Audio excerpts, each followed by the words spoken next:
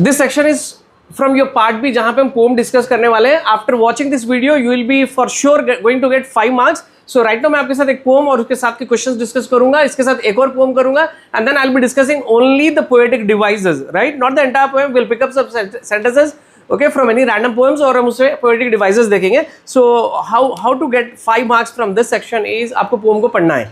Okay, you will come across many new words. No worries, आपको 2 बार poem पढ़ना है, उसके बाद में आपको questions पे जाना है as we do it for the passages. Let's read it. It's going to be very simple. Okay, it says time moves softly yet so fast. क्योंकि poem को इसलिए पढ़ना है समझ के कि poem को आपको feel करना है, right? उसका mood आपको समझना है. यानी after reading that you have to understand कि what kind of feelings it creates in you. आपके अंदर किस तरह की feelings आ रही है, तो इसको relax होके पढ़ना है. Time moves softly yet so fast, turning present into past. Okay, you can read the entire at once, या फिर आपको जहाँ punctuations है, I mean like full stop वगैरह, वहां तक आप stop होके भी देख सकते हैं. देखो क्या बोल रहा है, time moves softly. Time, yes we know, time moves softly yet so fast, और तेज soft भी जा रहा है और fast भी जा रहा है. Turning present in the past, और देखते देखते क्या हो जाता है, जो प्रेजेंट है वो पास्ट बन जाता है, वो कल बन जाता है. Movements bloom and fade away. Okay, movements, happy movements, different movements in our life, different stages, they bloom यानी खिलना. Okay, so they blossom and fade away, और फिर ऐसा ऐसा वो फेड हो जाते हैं. फेड, फेड, कलर फेड हो जाना, करना, फीका पड़ जाना. Like shadow shifting through the day, जिस तरह through out a day shadow shift होते रहते हैं ना. मॉर्निंग सनराइज पे एक जगह होती है, ड्यूरिंग द नून अलग होती है, सनसेट अलग होती है. It was like quite simple. The seeds we plant in youth and spring grows into life's remembering, faces, places, laughter, fear, all change gently with years. Okay, we'll read again to understand it. What it says, the seeds we plant in youth, when we are young, यहाँ पे आप जो काम कर रहे थे ये आपके फ्यूचर को डिसाइड कर रहा, isn't it? क्योंकि आप अच्छा पढ़ेंगे, अच्छे मार्क्स लाएंगे, you'll get good admissions, I mean like good colleges will get, and then going forward आपका करियर अच्छा सा पाथ चूज होता है ताकि आपको आगे चल के like you get a handsome salary, good position in a society, आपका फ्यूचर पूरा अच्छा हो जाता है. तो वही बोल रहा है कि the seeds we plant in youth. आप यंग एज में, यूथ में जो आप प्लांट करते हो, spring is a season, grow into life's remembering faces. आगे चल के it grows into the life's remembering faces. You will remember it forever. Places and laughter and fear, या अच्छा बुरा, हंसी, ओके, डर, all change gently with years, and all these things keeps changing with the years. Then last stanza, yet in this flow we find our way. Anyways, यानी time के साथ आपको चलना है और इसके अंदर आपको कुछ ना कुछ रास्ता अपना मिल जाता है. Learning something every day, and we keep learning every day. Okay, with time we keep learning. Initially we think, we take the things to be very difficult, challenging and all. जैसे टाइम जाते रहता है हमको सब समझ में आता है, सब सीखते रहते हैं. For time may change the world we see, but it also shapes who we will be. देखो ये बहुत अच्छी सेंटेंस है. क्या बोल रहा है, For time may change the world we see, यानी अभी राइट नाउ जो वर्ल्ड है ये हम देखते देखते टाइम इसको बदल देता है, सेम ऐसे नहीं रहती है. But it also shapes who we will be, और इसके साथ साथ it will shape who we will be, यानी हमको भी शेप करता है, यानी हमारी पर्सनैलिटी भी चेंज होती है, because we are keeping on learning, we do change. Okay, now let's look at the different questions given here. Okay, with options है, ये बहुत ईजी आपको स्कोर करने हैं. थोड़ा सा ध्यान देना, आपको एक क्वेश्चन को अच्छे से समझ के पढ़ना है. देखो पोएम को हमने डिटेल में समझा, उसी तरह आपको ये भी समझना है. The central message of the pome, central message या फिर थीम भी कहा जाता है. ऑप्शंस है, देखो ऑप्शंस में देखो. सेंट्रल मैसेज क्या है, time destroys. Is the time destroying us? No, eliminate.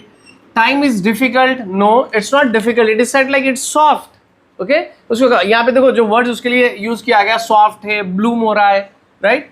So it's not difficult. Then time helps us grow. Yes, it is helping us to grow. देखो exactly you may not find the words time कि exactly helps us grow के word नहीं होता है, but it is saying like grows into lives remembering and all, so they have used, so time is helping you to grow. Time has no effect? No, time has lot of effect. It changes the things, right? So this is your correct option, right? Next, dash grows from seeds we plant in youth. So what grows?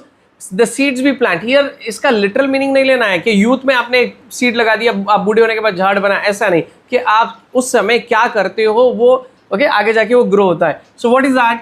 Difficulties grows from the seeds we plant. Okay, and you may not find exact word here, यहाँ पे नहीं रहता. देखो, grows into life's remembering. The seeds we plant in youth and spring grows into life's remembering faces, remembering faces, places, laughter. तो देखो difficulties तो नहीं होता, ये एलिमिनेट कर दो. Memories grows from seeds we plant in youth. Okay, ये थोड़ा क्लोज लग रहा है. Still will look at some other option. Dreams grows from the seed we plant. Are they talking about any dreams? No, they aren't talking about the dream. Okay, regrets, do we regret यानी पश्चाताप होना, बाद में पछताना, no, even not, they are talking about the memories. How do we know? Because they are using the word close to the memories is remembering faces, places. So remember, memory की बात हो रही है, तो this is the correct option. Now going forward to the next one, the line moments bloom and fade away contains dash figure of speech. देखो ये figure of speech is nothing but your poetic device. Okay, so यहाँ पे poetic devices, यहाँ पे देखो, I'll get into that. Before that let me tell you what are these four. ये क्या है मैं आपको बता दूँ कि ये जो simile और metaphor है, ये दो poetic devices कंपैरिजन के लिए यूज होते हैं. कोई चीज़ों को अगर हमको कंपेयर करना है, मैं नेक्स्ट पार्ट में इसके बाद next part with the same video after this pome मैं आपको स्पेसिफिकली इनके बारे में बताऊंगा. आप इन ब्रीफ बता रहा हूँ कि both these are use for comparison. ये कंपैरिजन को यूज किया जाता है, कोई चीज़ को कंपेयर करना है. Okay, for example, he is as tall as giraffe. He is as tall as giraffe. So somebody is tall in your class, we are comparing him to a giraffe. ठीक है, सो जिराफ और एक boy में comparison हो रहा है, तो इसमें हम क्या यूज कर रहे हैं? एज. ओके, उसी तरह he fought like a lion in the battle. He fought like a lion. तो यहाँ पे he someone is being compared with a lion. तो यहाँ पे कंपैरिजन के लिए हम क्या यूज कर रहे हैं? like. इससे पहले हम as यूज करें और समझ रहे हैं, अगर हम as और like यूज करें कंपेयर करने तो उसको बोलेंगे simile, where we use as and like. अगर हम बिना as और like के अगर बोल रहे हैं कि he was lion in the battlefield, so he was lion बोले तो हम he को lion से कंपेयर कर रहे हैं. he was okay lion in the battlefield, यानी शेर की तरह लड़ा. ठीक है, लेकिन यहाँ पे like यूज नहीं हो रहा, as यूज नहीं हो रहा, तो उसको बोलेंगे metaphor. I repeat again, both are used for comparison, comparing, but in this case simile we use like and as. यहाँ पे कोई चीज यूज नहीं करते, डायरेक्ट आपका कंपैरिजन होता है. फिर हम इसके सेंटेंसेस देखेंगे. Next, hyperbole. हाइपरबोले के मैं कुछ एग्जांपल्स देता हूँ आपको, उसके बाद बताता हूँ. इसका मतलब है कुछ intentional exaggeration to create fun, something dramatic. Exaggeration, you know exaggeration. Exaggeration का मतलब होता है कोई चीज को बढ़ा के चढ़ा के बताना. फॉर एग्जाम्पल यहाँ देखो, I have told you a million times not to repeat this. हम यूजुअली भी से ना कि 1000 बार बोला मेरे को, 100 साल यप्पानु. तो इसमें क्या हो रहा है? लिटरली लेट्स काउंट कि 1000 बार बोले अपन, 1000 टाइम्स बोले. जिस तरह आप इंग्लिश में देखो ये सेंटेंस है, आई have told you a million times. So billion is 10 lakh, 10 lakh times आप बोले नहीं बोले, तो लेकिन ये इंटेंशनली हम बोल रहे हैं. ठीक है, and then dying of laughter, हंस हंस के पेट कच्चा हो गया, हंस हंस के मर गए. नो बोलते नहीं, तो लिटरली नहीं मर रहे. तो यहाँ पे ये जो एग्जैजरेशन हो रहा है, ये जो बढ़ाया जा रहा है, डाइंग मिलियन टाइम्स, इसको you know that is hyperbole, the intentional exaggeration to create a dramatic और फनी सेंस और एनी अदर कॉन्टेक्स्ट. तो हाइपरबोले ये हो गया. अब now last one, personification. Personification का मतलब होता है you know creating or assigning human like a living being like characteristics to a non-living uninanimated object. मैं इसको सीधा समझाता हूँ. जो लाइफलेस चीज़ है, जिसमें लाइफ नहीं है, उसको लाइफ के जैसा, ह्यूमन बींग्स के जैसे कैरेक्टरिस्टिक्स अगर आप असाइन कर रहे हो तो उसको बोलते हैं personification. It is easy to remember. Personify, person का वर्ड आ रहा है इसके अंदर. Okay, within this word you find the initially you find a word like person, human. Person के जैसे कैरेक्टरिस्टिक असाइन करेंगे तो उसका पर्सनिफिकेशन बोलेंगे. अब देखेंगे कि ये कौन सा होता है. हैविंग अंडरस्टूड ऑल दीज, ये कंपैरिजन है, ये ह्यूमन लाइक कैरेक्टरिस्टिक्स है, ये एग्जैजरेशन है, बड़ा चढ़ा के बोलना. The line, this line is been picked up from the poem which is in the double quotations. It says moments. Okay, जो पल, जो अच्छे इंसिडेंट्स, मोमेंट्स होते हैं लाइफ में, they bloom and fade away. Okay, contains dash figure of speech. Are we using any comparison? Okay, क्या हम comparison use करें? Moments bloom and fade away. Right? So yes, we are using a comparison. In this comparison, are we using like or as? No, we are not. Okay, वो use नहीं कर रहे. Personification यानी human like characteristics assign कर रहे हैं क्या यहाँ पे अपन? नहीं कर रहे हैं. यानी ये human like characteristics नहीं है यहाँ पे. Okay, so then the correct option here goes is metaphor. तो ये metaphor है. We'll do some more examples to understand it better. Now, the fourth one. Time shapes who we will be means what? So this segment is from your poem. Time shapes who we will be. It also shapes. It here refers to the time.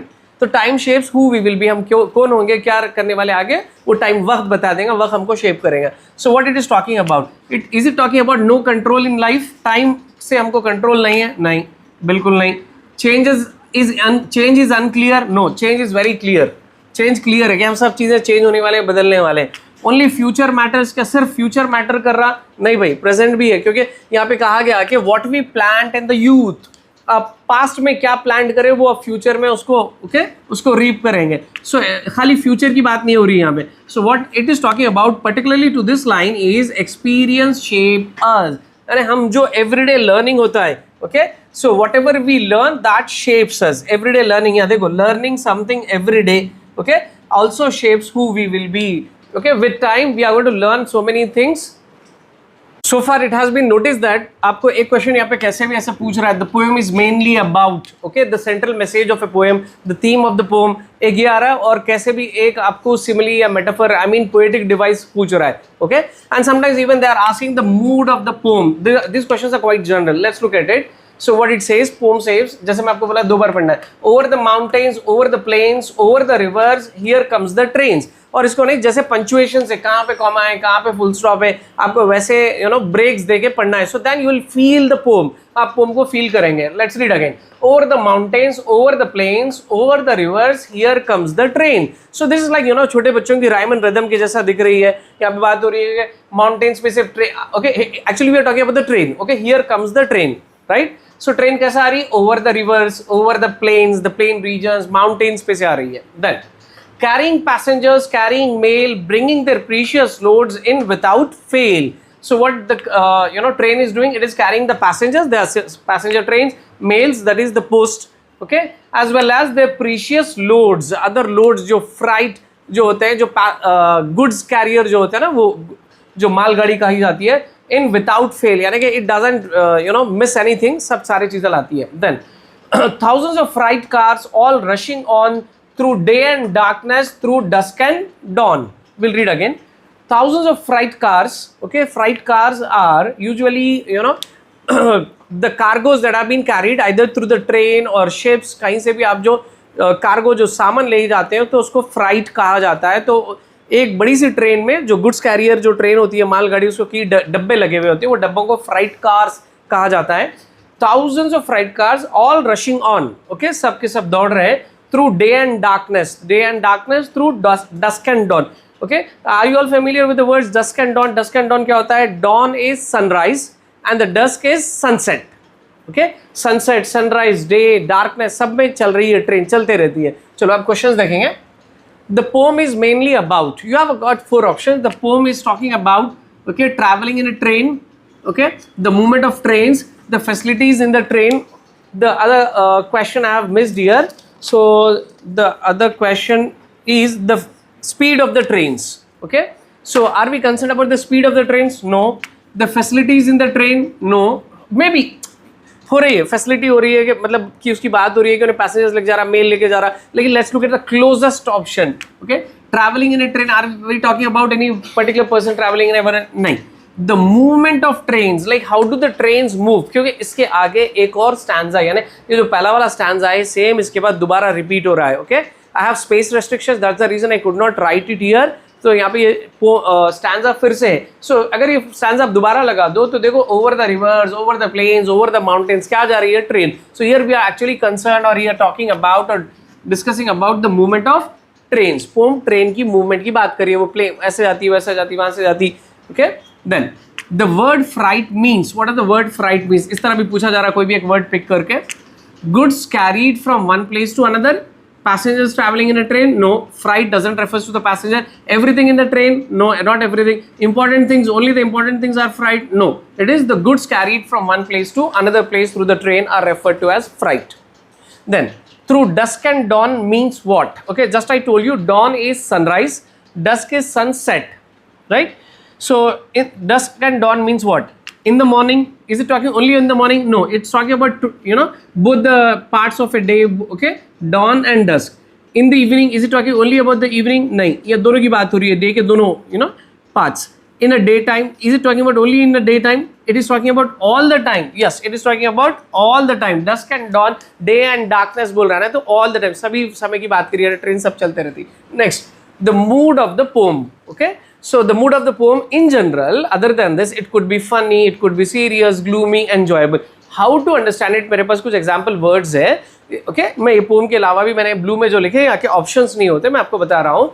तो poem के mood को कैसा आपको समझना है, जब poem पढ़ते हो तो how do you feel it? Okay अब एग्जाम में स्ट्रेस होके पढ़े तो आपको फीलिंग नहीं आती, अब रिलैक्स होके आपको पढ़ना है तो आपको फीलिंग कैसे आ रही है देखो. Are you feeling it like funny, humorous? Okay, చాలా నవ్వు అనిపిస్తుందా, इस मजाहिया अंदाज है क्या? नहीं, वैसे ज्यादा हंसी वाला तो कुछ भी नहीं दिखा, हम हंसे तो नहीं है, पढ़ के हंसी तो नहीं है.